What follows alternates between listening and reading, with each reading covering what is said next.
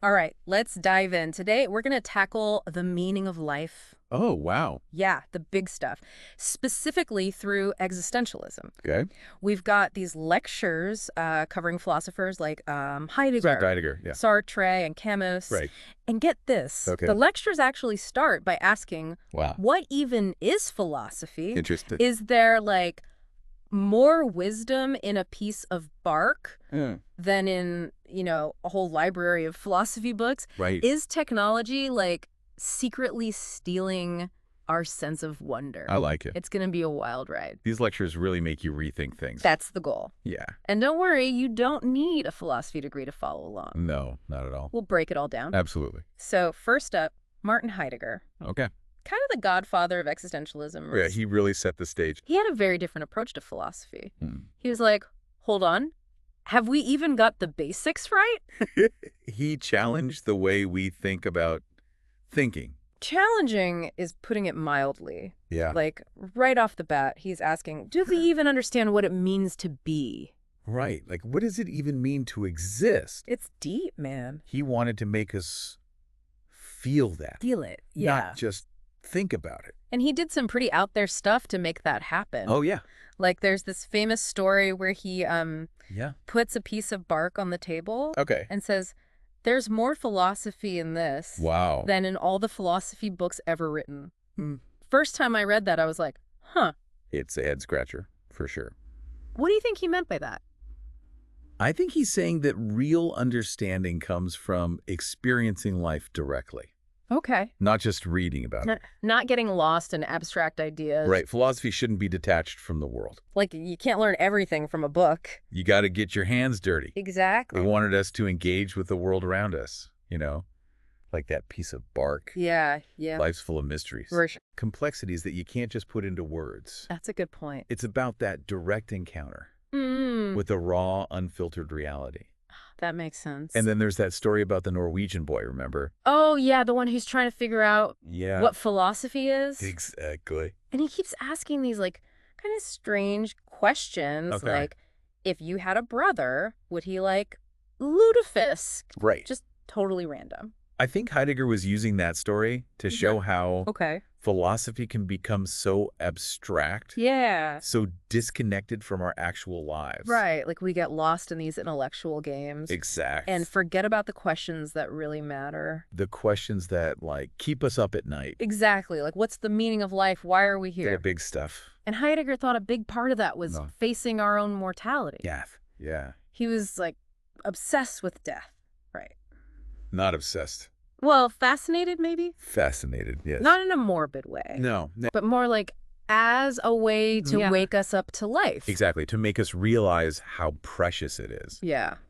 So how does that tie into his idea of authenticity? Well, for Heidegger, authenticity meant acknowledging that we're going to die Right. and using that awareness to make choices that are true to who we are. Not just like finding yourself in a generic way, No. but really creating yourself. Yes. With that awareness of your limited time. So it's kind of a paradox. Totally. Facing death helps you live more fully. Right. Because it makes you realize what really matters. And he also thought it was important to embrace our historical situation. Yes. Our unique circumstances. So it's not like a one-size-fits-all approach. No. It's about finding your own path. Within your own specific context. Like, Yeah. what are your historical circumstances? Yeah. What opportunities do they offer you? What challenges? It's something to think about.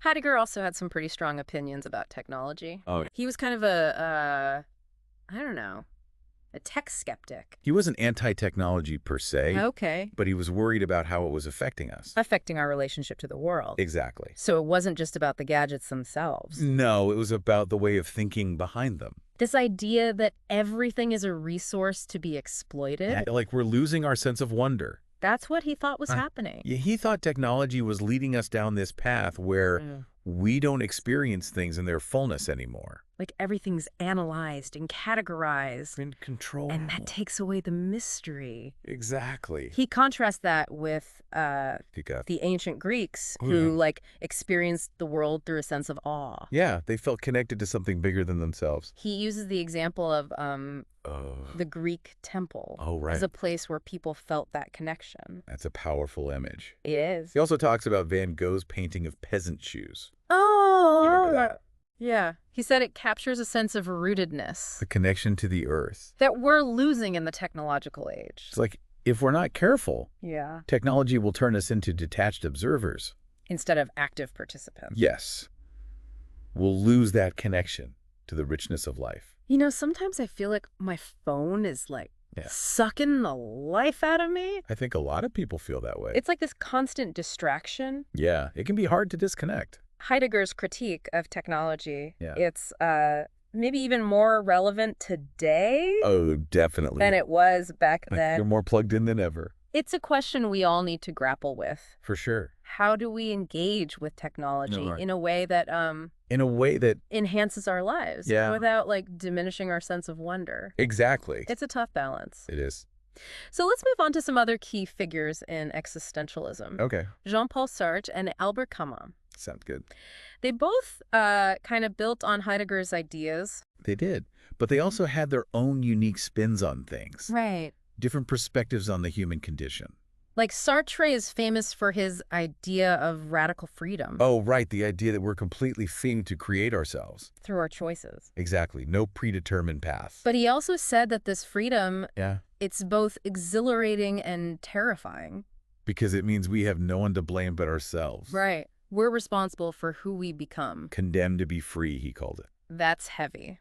It is. So if there's no inherent meaning in the universe, it's up to us to create meaning. Through our actions, through our choices. That's a lot of pressure. It is, but it's also empowering. Yeah, yes it is. We have the power to shape our own destinies. Sartre's view of freedom, Yeah. it extended to like all aspects of life. It did. Even love. Oh, yeah. He had a pretty less than romantic view of love. He did. He saw it as inherently involving Power. Each person trying to define themselves through the other person. Right. It wasn't all hearts and flowers with Sartre. No, not exactly. Now, Camus, Oh boy, Camus. he takes us to an even darker place. He's the one who said, Right. the only real philosophical question is whether or not to commit suicide. Right. He starts with a bang, that's for sure. I mean, talk about starting a conversation. He was grappling with this feeling Feeling of that human existence is absurd, absurd. meaningless, you know? We're searching for meaning in a universe that doesn't care. Exactly. And that can lead to a sense of despair. Right. Like, what's the point of it all? That's the question he was wrestling with. And suicide was a legitimate option for him. Well, he considered it seriously. Wow. But in the end, he rejects suicide. He does. Yeah, he proposes what he calls a heroic revolt. What's that? It's this defiant embrace of life's absurdity. Oh. It's like saying, okay, the universe may not care, Yeah. but I'm going to live anyway, I find joy in it, even though it might be meaningless. even though there might not be a grand plan. That's a pretty radical idea. It is. So we've got Heidegger, Focusing on authenticity. right, and our relationship to being Then Sartre with radical freedom, and saying responsibility. embrace the absurdity. They each had their own way of dealing with the human condition. It's amazing how they all fit together. It's a rich tapestry of ideas. But it's important to remember that they didn't always agree. Oh, they had their disagreements, for sure. Like Heidegger wasn't a fan of Oh. Sartre's emphasis on individual freedom. Right. He thought it ignored the importance of our historical context. Our culture, our background. Yeah, it's not just about individual choice. It's more complicated than that. Exactly. It's a good reminder that Yeah. even within a single philosophical movement, Uh-huh. there's diversity of thought. Lots of debate. That's what makes it so interesting. It's not about finding the one right answer. More about exploring different ways of thinking. And engaging with the complexity of life. Speaking of different ways of thinking, Let's bring in Michel Foucault. Ah, yes, a very different perspective. He takes us beyond individual angst Okay. into the realm of power dynamic. Oh, right, power structures, institutions. That kind of thing. Foucault was all about that. He was like, let's see how power really works. He wanted to expose the mechanisms behind the curtain. Yeah, like how power operates in subtle ways. In ways we might not even be aware of. Shaping our perceptions, our beliefs. Exactly. He did this fascinating study of asylums, right, mental institutions. Yeah, he argued that the concept of madness, it wasn't some objective medical condition, but a way to control people. Yeah, a label used to marginalize those who didn't fit in. So it's not just about mental illness. No, it's about how power defines what's normal. And what's not. And who gets to decide. That's a powerful point. It is. He also had some interesting ideas about language. Oh, yeah. He saw language as a tool of power. How so? Well, the words we use, the stories we tell, they can reinforce power structures. Even without us realizing it. Exactly. He even argued that we're all living in a kind of panopticon. Oh, right, that prison design. Where the prisoners are always being watched. But they never know when they're being observed. It's like that creepy feeling you get when you think someone's watching you. Even when no one's there. Or when you're online and you realize your every move is being tracked. It's unsettling. It is. And for Foucault, that's not just paranoia. It's a reflection of how power works. Exactly. So we're all being subtly controlled. In a way, yes. Through this constant surveillance. It creates a sense of self-discipline. Even when there's no overt force being used. It's like we become our own prison guards. Wow. That's a disturbing thought. It is. So how did Foucault think we could resist this? He believed in transgression. Transgression. Challenging the norms, the rules. Like rebelling against the system. In a way, yes. He celebrated those who dared to be different. The outsiders, the misfits. Those who didn't fit in. He saw that as a form of resistance. So, not necessarily violent revolution? No, more like a personal and cultural rebellion. Refusing to conform. Exactly. He was particularly interested in sexuality. Oh, yes. He saw sexuality as a site of power struggle. And liberation. Exactly. A way to challenge norms and reclaim our individuality. It's amazing how he connected all these ideas together. He was a brilliant thinker. Now, for a completely different perspective, let's bring in Jürgen Habermas. Okay. Often seen as Foucault's opposite. In many ways, yes. While Foucault focused on power and control, Habermas emphasized reason and communication. As a path to progress. So if Foucault was the rebel, Habermas was more like the diplomat. I like that analogy. He was a big believer in the power of dialogue. To solve social problems. To reach mutual understanding. And create a more inclusive society. So he wasn't about individual rebellion. No, he was more about collective progress. Through reasoned discussion, he argued that we need to develop a shared understanding of reason. What he called communicative rationality. So instead of everyone shouting their own truth, we can come together and find common ground. Through dialogue, through empathy. It's a pretty optimistic view, wouldn't you say? It is, compared to Foucault, at least. But it's a powerful vision. It is. Of how we can create a better world. Through understanding and cooperation. It's incredible how Foucault and Habermas came to such different conclusions. We had very different perspectives on power. Foucault saw it as something to resist. While Habermas thought we could use reason to overcome it. It shows how complex these issues are. There are no easy answers. No one right way to see the world. But grappling with these ideas, exploring different viewpoints. It's all part of the journey. Exactly. It helps us grow, helps us learn. And it makes life more interesting. And now, for the last lecture in this set, our guide takes a step back. From specific philosophers. Yeah, and reflects on the state of philosophy today. Interesting. What do they think about where philosophy stands? Well, they argue that we're living in a postmodern world. What does that even mean? It means that the old grand narratives, the big stories that used to give us meaning, they've lost their power. So we're kind of adrift. In a way, yes. With no compass to guide us. Surrounded by information, but no clear direction. It's a bit overwhelming, isn't it? It can be.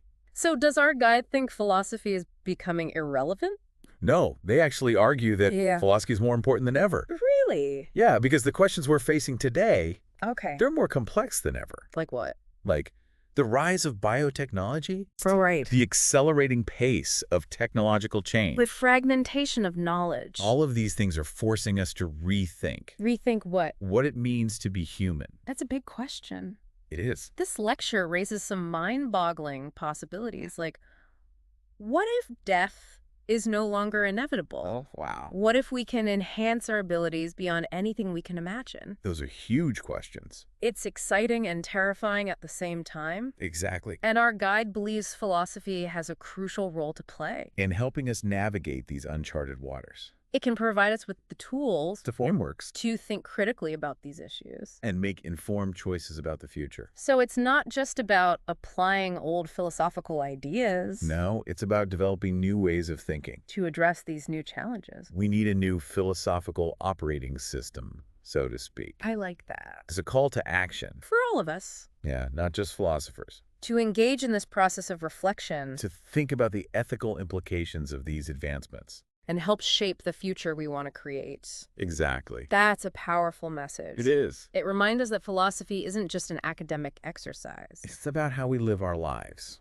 The choices we make. The world we build. And our guide ends with this beautiful image. Yeah. We are standing on the wings of the morning. Wow. Facing a future full of both promise and uncertainty. That's beautiful. It's a call to embrace the unknown. With courage and curiosity. And a commitment to shaping a future worthy of our shared humanity. It's inspiring. It is. Gives me hope. Me too. For the future of philosophy. And for the future of humanity. It's a reminder that we're all in this together. And that we have the power to create a better world. If we choose to. That's a great place to leave it for today. I agree. We've covered a lot of ground. From Heidegger to Foucault to Habermas. It's been quite a journey. Through the world of existentialism. But there's still so much more to explore. There is. And we'll continue that exploration in the next part of our deep dive. Sounds good. We'll delve deeper into Foucault and Habermas. Okay. And see what their ideas can teach us. About finding meaning in today's world. It's going to be fascinating. I can't wait. So join us next time for part 2 of our existential adventure. See you then. Until then, keep those minds open. And keep asking questions. The search for meaning never ends. It's a lifelong journey. And we're all on it together. Welcome back to our deep dive into existentialism. Last time, we were exploring Foucault's ideas about power. Oh, yeah. His work is so thought-provoking. Right. Like, he really makes you question everything. Absolutely. He challenges our assumptions about how power works. It's like he's showing us the hidden mechanisms behind the scenes. The stuff we usually don't even notice. Yeah, like how power operates in these subtle ways. Shaping our perceptions, our beliefs. Without us even realizing it. It's kind of scary when you think about it. It is. And one of the key concepts he uses to explain this is epistemes. Right, those shifts in how we understand the world, how we organize knowledge. And he argues that these shifts aren't always progress. Not necessarily moving towards something better. Yeah, they often reflect changes in who holds power. Who gets to define what's true, what's normal. Exactly. He uses the example of how our view of mental illness has changed over time. Oh, right, from seeing the mentally ill as, like, criminals. To seeing them as morally deficient. And finally, as subjects of medical authority. And his point is that each of these shifts brought with it new categories and labels. New ways of controlling and defining people. So it's not just about the labels themselves. No, it's about who has the power to create those labels. And how those definitions are used to control people. To categorize them, to marginalize them. And Foucault was really passionate about giving voice to those who are marginalized. He was a champion for the underdog. For those who don't fit neatly into society's boxes. He wanted to challenge those power structures. And he also had some really interesting ideas about language. Oh yeah, language is a tool of power. Like how so? Well, he argued that the words we use, Okay. the stories we tell, the way we frame things. They can all reinforce existing power dynamics. Even if we don't intend to. Right. It can happen unconsciously. Like we're all participating in this system of power. Whether we realize it or not. And he even argued that we're living in a kind of panopticon. Oh, yeah. That's a powerful image. This idea that we're constantly being watched. Even outside of traditional institutions like prisons. Like, remember that feeling you get when you think someone's watching you? But you can't see anyone. Yeah, or when you're online and you suddenly feel self-conscious. Like someone's tracking your every move. It's unsettling.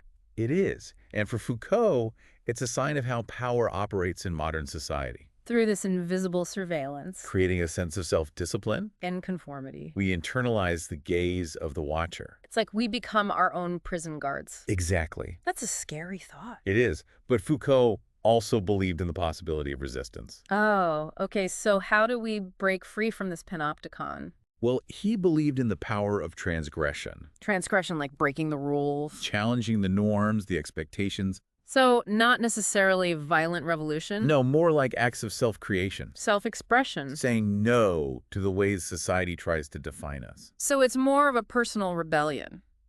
In a way, yeah. He was especially interested in sexuality as a site of resistance. Yeah, he saw it as a way to challenge norms and reclaim our individuality. To express ourselves authentically. Exactly. It's amazing how he connected all these ideas together. He was a brilliant thinker, that's for sure. Now let's shift gears and bring in another perspective. Okay, who's next? Jürgen Habermas, often seen as Foucault's opposite. Right. They had very different views on power. Foucault saw power as something to resist, while Habermas believed we could use reason to overcome it. So Foucault was the rebel, Ah. and Habermas was more like the diplomat. That's a good analogy. Habermas believed in the power of dialogue. To create a better world. Yeah, he thought we could achieve progress through communication. Through mutual understanding. He argued that we need to develop a shared understanding of reason. What he called communicative rationality. So instead of everyone retreating to their own echo chambers, Right. He envisioned a world where we can come together and find common ground. Through open and honest discussion. Through empathy and understanding. Exactly. That's a pretty optimistic view. It is, but I think it's an important one. Yeah, it gives us something to strive for. A vision of a world where we can work together to solve problems. It's interesting how Foucault and Habermas, both products of the same era, came to such different conclusions. They had very different perspectives on the human condition. But I think both perspectives are valuable. They help us see the complexities of power. And the different ways we can respond to it. Whether through resistance or through dialogue. And now for the final lecture in this series. What's the focus? Our guide takes a step back from specific philosophers. Okay. And reflects on the state of philosophy in the 21st century. Interesting. What's their take? Well, they start by acknowledging that we're living in a postmodern world. A world where the old grand narratives have lost their power. The big stories that used to give us meaning and purpose. Right, like the idea of progress or the myth of the hero. They argue that these stories no longer resonate in the same way. The world feels more fragmented, more uncertain. So we're kind of adrift, without a compass to guide us. In a way, yes. And this raises the question. What question? Does philosophy still have a place in this kind of world? Is it still relevant?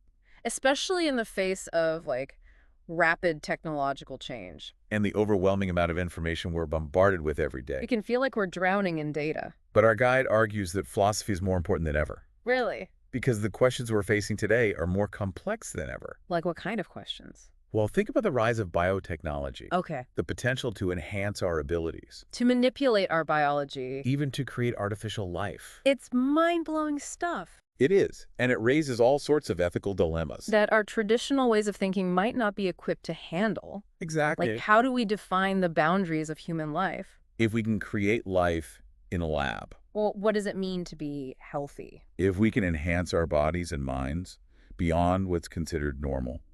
It's like we're entering a whole new realm of possibility. And with it, a whole new set of challenges. And our guide believes that philosophy can help us navigate these challenges. By providing us with the tools for critical thinking. For ethical decision-making. For imagining new possibilities. It's not about finding the one right answer. No, it's about engaging in a process of ongoing reflection and dialogue. So it's a call to action for all of us. To think critically about the choices we're making. To participate in shaping the future. And to embrace the unknown with a sense of wonder and responsibility. That's a powerful message. It is, and it gives me hope for the future. Me too. It reminds us that even in a world of uncertainty, we still have the power to create meaning. To make choices that align with our values. And to build a world that reflects our shared humanity. That's a beautiful thought. It is, and it's a great place to leave it for today.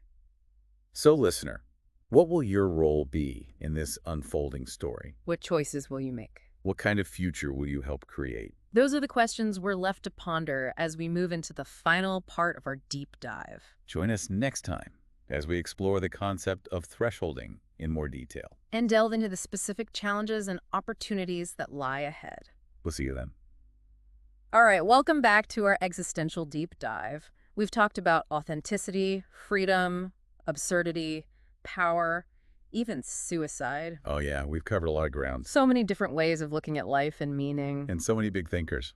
Heidegger, Sartre, Camus, Foucault, Habermas. It can be kind of overwhelming, right? Yeah, a little bit. But in this last lecture, our guide gives us a framework for thinking about all this. Okay, that sounds helpful. They introduce this idea of thresholding. Thresholding, what's that? It's basically a way of understanding our current moment in history. Okay. Like we're at a point of major transition. A threshold between the past and the future. Exactly. And what's driving this transition, according to our guide? Well, they say it's mainly driven by technological advancements, especially in biotechnology. Right. We've touched on this before. Yeah, things like genetic engineering, AI, even the possibility of overcoming death. Stuff that used to be science fiction. But now it's becoming reality. And it's raising all sorts of questions about what it means to be human. Exactly. Like if we can enhance our abilities, manipulate our biology. Even merge with technology. Where do we draw the line? It's getting harder and harder to say. And our guide argues that we need a new ethical framework. A new way of thinking about human nature itself. Because the old ways of thinking, the traditional moral systems, they might not be enough anymore. Not in this brave new world. It's like, how do we define human life? If we can create life in a lab. Right. Or what about the concept of health? If we can enhance ourselves beyond what's considered normal. What does that even mean anymore? The line between therapy and enhancement could become totally blurred. And then there are the social justice implications. Oh, yeah, big time. Like, if these enhancements are only available to the wealthy, it could create even more inequality. It's a scary thought. It is. And it's not just about technology, right? What else? Like, what about the role of religion and philosophy? Interesting point. If science can potentially answer the big questions. The questions that used to be the domain of faith. What happens then? Do we still need those traditional systems of belief? I don't know. It's a lot to think about. It is, but I appreciate that our guide isn't shying away from these questions. Me too. They're not pretending to have all the answers. No, they're just encouraging us to think critically. About the choices we're making. And the kind of future we want to create. Because we're not just passive observers in all of this. No, we're active participants. We're shaping the future with every decision we make. It's a huge responsibility. It is, but it's also empowering, right? Absolutely. We have agency. We have a voice. And this brings us back to the idea of the end of philosophy. Oh, yeah, the idea that philosophy is dying. But our guide doesn't see it that way. No, they see it as evolving. Adapting to new challenges. Taking on new forms. And it's not just for philosophers anymore. It's for all of us. We all need to be engaged in this conversation. About the meaning of life, the future of humanity. It's not just an academic exercise. It's about how we live our lives. The choices we make, the world we build. And our guide ends with this beautiful quote. Yeah, I love this one. We were standing on the wings of the morning. Facing a future full of both promise and uncertainty. It's a call to action. To embrace the unknown. With courage and curiosity. And a commitment to creating a future worthy of our shared humanity. It's inspiring. It is. It gives me hope. Me too. It reminds me that even in a world that feels chaotic and uncertain, we still have the power to make a difference. We can still choose hope, choose meaning, choose to create a better world. So listener, what will you choose? What kind of future will you help create? Thank you for joining us on this deep dive into existentialism. It's been a wild ride. We hope it's giving you some food for thought. Some new perspectives. Some inspiration to keep exploring these big questions. Because that's what life is all about. Keep those minds open, keep asking questions, keep searching for meaning. It's a journey worth taking. And we're all in this together.